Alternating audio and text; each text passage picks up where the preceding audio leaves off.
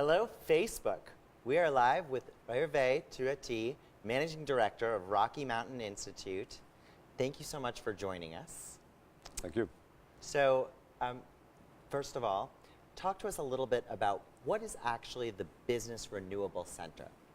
The Business Renewables Center is a membership organization, and the objective of that organization is to help corporate buyers procure large amounts of new renewable energy. Fantastic. And why did Rocky Mountain launch this initiative? Actually, we worked for a number of years on renewable energy, and around 2013, we participated to a meeting with a number of companies and some other NGOs like WWF and WRI, and we actually started to see a trend that was originally launched by Google on having corporate buyers be interested in renewable energy. So we felt that instead of having companies do this type of procurement independently, it would be much more effective to pool resources, to learn from each other, and to make those transactions easier to execute. So we felt we were, as a neutral party, a very good organization to be able to provide that service to the community. Very interesting. So Hervé, is that its objective, or what is its objective?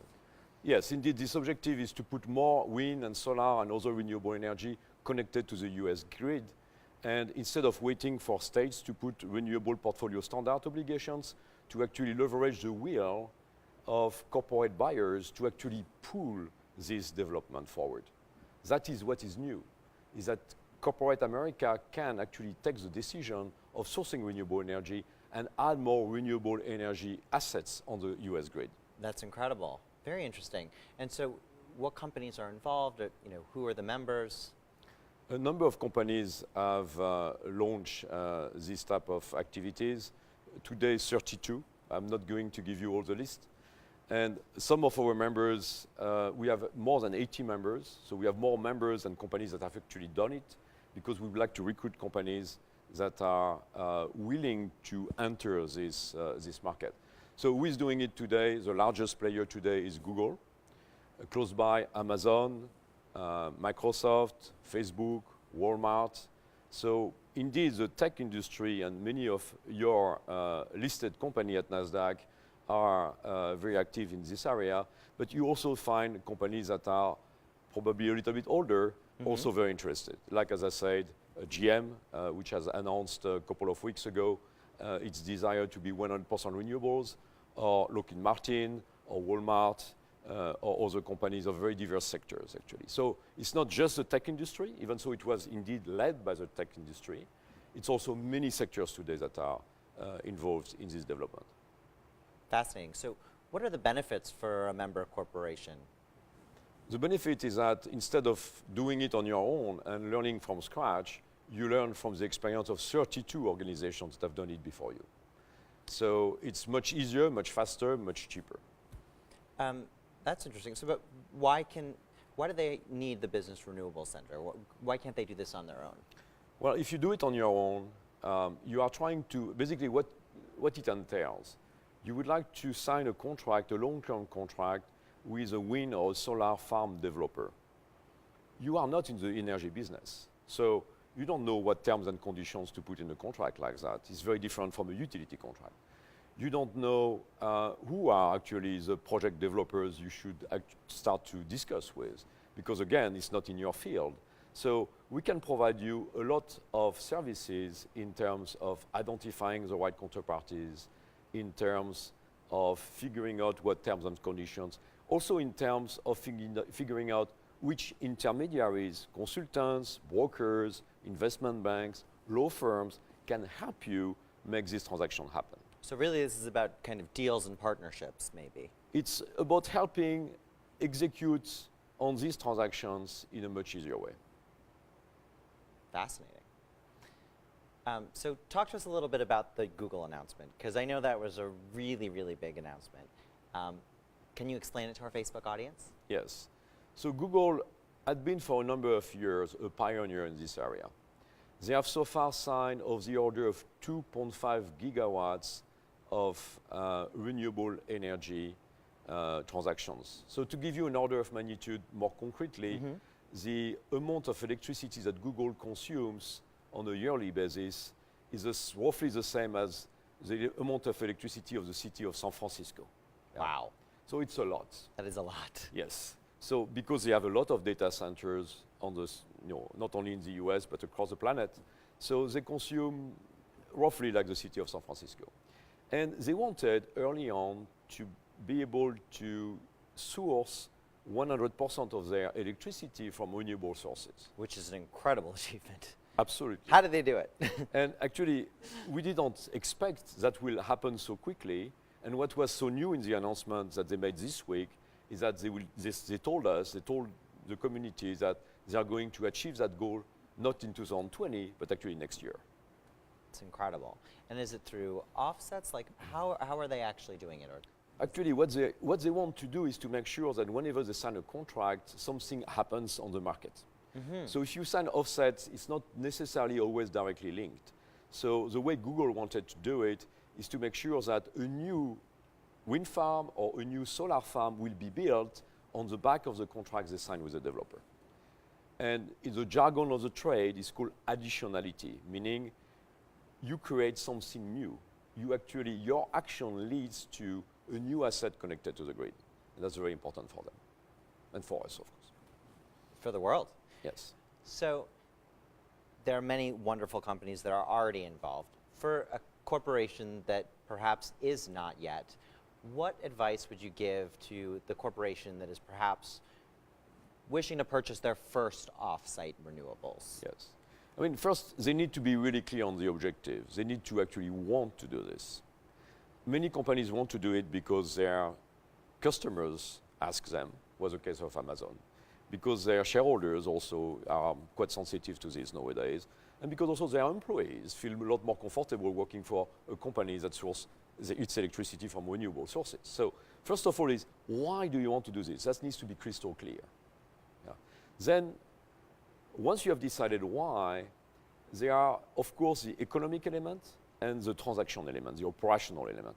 Economically, signing such a deal means that you remove yourself from the fluctuation of energy prices. We all know that electricity prices, like oil prices, change a lot from year to year. So for businesses that are not in the energy sector, why should you put that risk and that volatility on your P&L?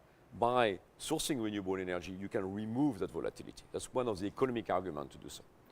In terms of execution, it's of course something that companies have not done before, if it is their first time by definition.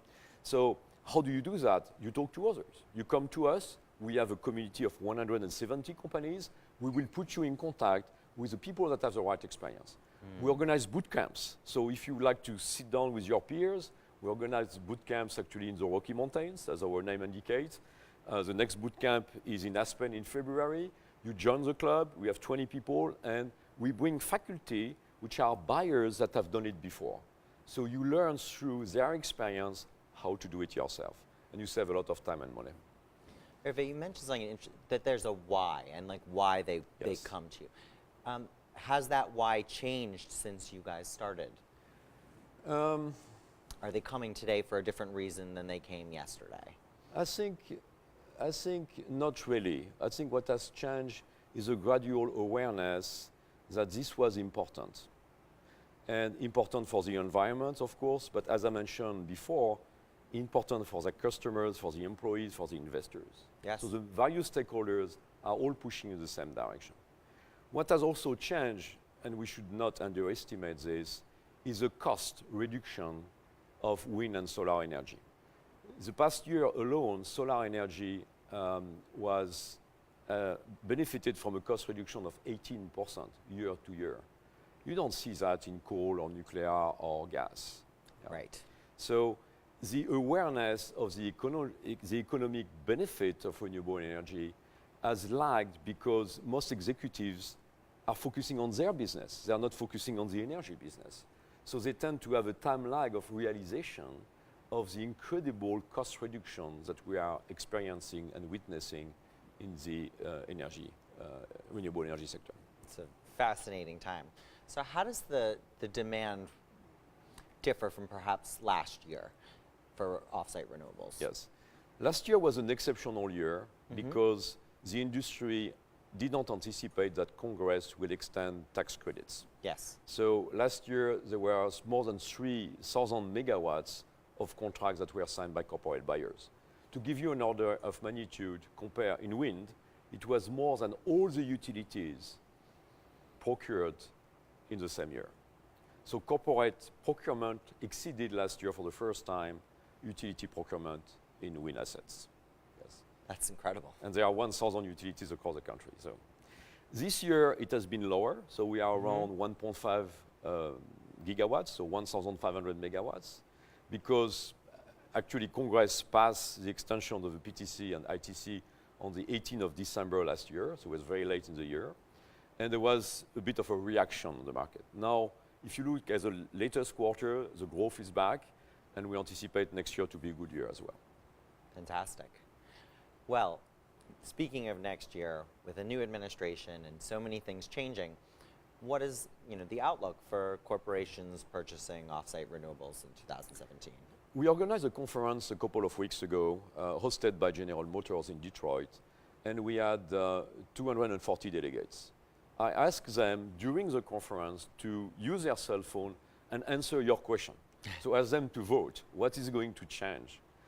I would say 75 to 80% of the respondents, it was a real-time poll, said nothing will change with the new administration. And it was a few days after the election. Actually, 20% said we are going to do more. And only 2 or 3% said we are going to do less. Very, very interesting. My observation. So my final question is, Google has set the bar incredibly high. Yes. What can companies do now to match them? Well, first of all, is to go at the level they have reached. That would be the first step. And for some companies, it's not too far away. And for some companies, there is a lot more work to be done.